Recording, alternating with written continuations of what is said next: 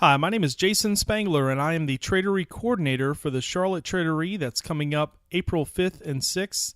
It's being held at Sardis Presbyterian Church in Charlotte, North Carolina. I want to tell you some reasons in this quick video why I suggest you make plans to come to the Trade-O-Ree. Also share with you some of the background on what we've been doing to get ready and marketing and trying to get the word out about the Trade-O-Ree to ensure that we have a good show. First off, let me just mention that this event is a fundraiser for Cub Pack 33 at Sardis Presbyterian. It also turns out that the new Scouts BSA Girl Troop, Troop 233, that's chartered by the church, will also have a role in this event. So that's kind of cool that the funds raised from this event are going to support scouting units right here in the Mecklenburg County Council. We also have our Catawba Lodge 459 is going to come and set up a table and sell stuff out of their lodge box. So we really tried to involve the scouting community in Charlotte to get in behind this Trade-O-Ree. The Trade-O-Ree is free to attend. There's absolutely no cost. Other Trade-O-Rees you go to might charge a nominal fee at the door, but going out talking to troops and going to round tables, we wanted to be able to tell folks that there's no admission. So we didn't want to make any friction there where it would be any hindrance for scouts or families to show up. So we have no admission fee for this event. Scouts that come to our Trade-O-Ree are going to get free patches at the door, and we've also set up a new thing, a scavenger hunt. What will happen here is at the door, scouts will get the scavenger hunt cards, and then we'll ask them to go out into the Trade-O-Ree to dig through dollar bins or find patches that would fulfill their scavenger hunt requirements. We are still kind of fine-tuning that. Actually, one of the guys is taking that up as a wood badge ticket as part of his efforts to make the Trade-O-Ree a successful fundraiser for the pack. But that's going to be a lot of fun. And then scouts that are able to complete the scavenger hunt will then also get a prize. So it'll be kind of an incentive for them to kind of come and take part in that. As I mentioned earlier, we have been going around pitching the Trade-O-Ree to various groups. So far, we visited 4 different roundtables and 2 councils, getting the word out. We've had people in different Order of the Arrow lodges across the neighboring counties in South Carolina and North Carolina passing out flyers. Done all kinds of advertisements through putting flyers in eBay orders and putting out cards to other dealers and just really trying to make sure that everyone knows that the Trade-O-Ree is happening. So now in the last little push here, we're about 10 days out. I'm just reaching out through this video to try to remind people that the Trade-O-Ree is happening and encourage them to come. A few things about the Trade-O-Ree. We have it held in a large fellowship hall that can hold about 100 tables. These are 6-foot tables, and we'll have collectors and vendors there from all over the Southeast. So far, the furthest person is coming from Illinois, renting tables. We also have a guy from Kentucky. We have a person from Tennessee coming, Florida, kind of all those states. So right now, we're up to about, I think, probably 7 or 8 states represented by our Trade-O-Ree vendors. Now, what these folks will do, they'll bring all their goodies to trade, to sell. They'll be looking to buy things, and they'll have their stuff spread out on the table. So if folks come to the Trade-O-Ree, it's sort of like window shopping. You can walk by and look at everything. You can ask some questions, kind of find out about what they've got and what the history of it is. And then we also are going to have a silent auction. We're really excited about that. I've actually been working on the silent auction the last couple of days, putting stuff together to go in there. We're going to have more than 500 items in the silent auction. Kind of fun. I've been working on it. Just the other day, I found some National Geographic magazines that I had. It turns out that there were a few issues of National Geographic magazine where they actually had stories about scouting. One of those was from 1956. They did a whole layout on Philmont Scout Ranch. And then even going back before that, there was an issue in 1934 where they had done a story about the previous year's World Scout Jamboree that was held in Hungary in 1933. So when you have a silent auction, you kind of want to mix it up and put some different things in there. So I put those National Geographic magazines in there, thinking that'd be kind of a cool thing. Put lots and lots of patches in there, bolo ties, neckerchief slides, neckerchiefs, all kinds of good memorabilia. And today I'll be trying to expand that out and trying to find some other quirky things to go in there that'll make it nice and interesting for folks.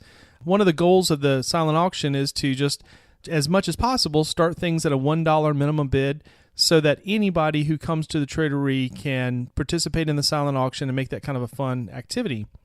Something else we're going to do this year that's kind of different from any silent auction I've ever seen is when you come to the Trade-O-Ree and you get your bidder number, we're actually going to give you a coupon right there at the door with your bidder number on it. And that coupon is almost like silent auction cash. You can use it in the silent auction to pay your bill. So literally, there's no reason why everyone who walks in the door would not take part in the silent auction.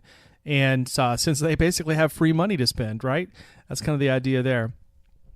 So for those folks who are looking to come to Charlotte, the Trade-O-Ree really does get hopping on Friday. Most Trade-O-Rees, Friday is kind of the big day because folks are coming in from out of town. The dealers will get there early. We suggest dealers get there sometime around noon to set up, but of course they'll come in whenever they get to town.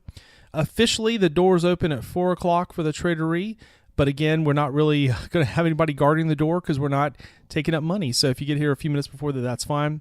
I know one of our troops across the street is going on a backpacking trip that weekend of the Trade-O-Ree, April 5th and 6th. And so those folks are going to come in right before they have to report for duty, so to speak, to go out on their backpacking trip. They want to come see everything at the Trade-O-Ree. So that'll be great as well. At this moment, we still have a few tables that are available for rent. If you're a vendor or somebody who has some scouting memorabilia that you want to put out, you can reach out to me on our website, charlottetor.com.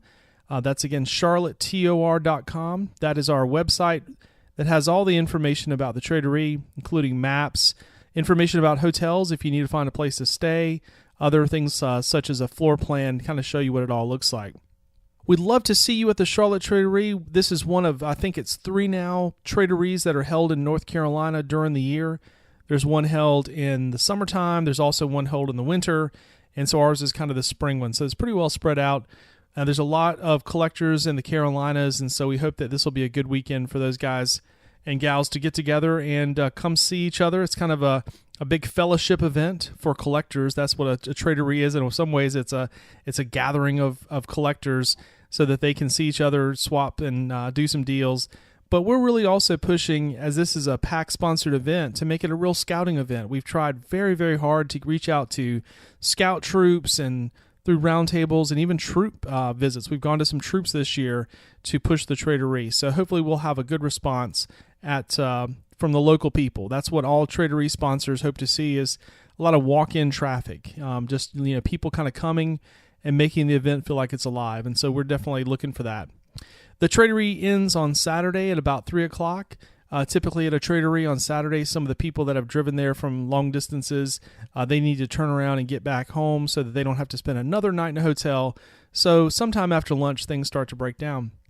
Speaking of lunch, concessions this year are going to be run by our girl troop, Troop 233. We're really excited about that because the ladies that have agreed to take it on are super organized.